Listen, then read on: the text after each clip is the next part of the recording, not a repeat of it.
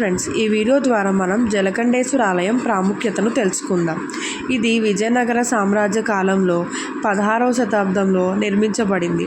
ఇక్కడ శివుడు జలకంఠేశ్వరుడుగా కొలువుదీరాడు. ఈ ఆలయం విశాలమైన రాతి శిల్పాలు, గోపురాలు, చెక్క ద్వారాలు మరియు ఏకశిలా శిల్పాలతో విజయనగర నిర్మాణంపై శైలికి ఒక చక్కటి ఉదాహరణ. అలాగే ఇది వెల్లూరు కోట సమీపంలో ఉంది. ఇది దాని సాంస్కృతిక ప్రాముఖ్యతను పెంచుతుంది. తర్వాత చారిత్రక ప్రాముఖ్యతను తెలుసుకుందాం. ఈ ఆలయం 16వ శతాబ్దంలో విజయనగర సామ్రాజ్య కాలంలో నిర్మించబడింది. ఇది కోటలో అనుబంధం కలిగి ఉంటుంది. దీని ద్వారా దాని చారిత్రక ప్రాముఖ్యతను మరింతగా పెరుగుతోంది. నిర్మాణ శైలి. ఈ ఆలయ విజయనగర నిర్మాణ శైలికి ఒక చక్కటి ఉదాహరణ ఉంది.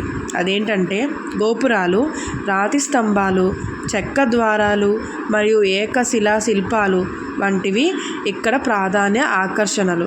ఇప్పుడు స్థల పురాణం చదువుదాం. ఈ ఆలయానికి ఒక ప్రత్యేకమైన స్థల పురాణం ఉంది. అదేంటంటే ఒకప్పుడు రాతి చెక్కినవైన అతి ముని ఈ ప్రదేశంలో శివలింగాన్ని ప్రతిష్ఠించి పూజించారని చెబుతున్నారంట.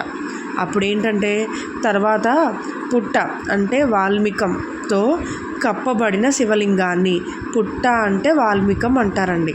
శివలింగాన్ని బొమ్మిరెడ్డి అనే వ్యక్తి కలలో దేవుని మార్గని దర్శనంలో వెలిసిందిట. అంటే దేవుడి రూపంలో అతని కల్లో శివుడి కింద వచ్చాడనమాట. ఆలయాన్ని నిర్మించాడని స్థల పురాణం వివరిస్తోంది. తర్వాత ఈ ఆలయం ఎక్కడుందో చూద్దాం. ఈ ఆలయం వెల్లూరు కోట సమీపంలో ఉంది. ఈ ఆలయం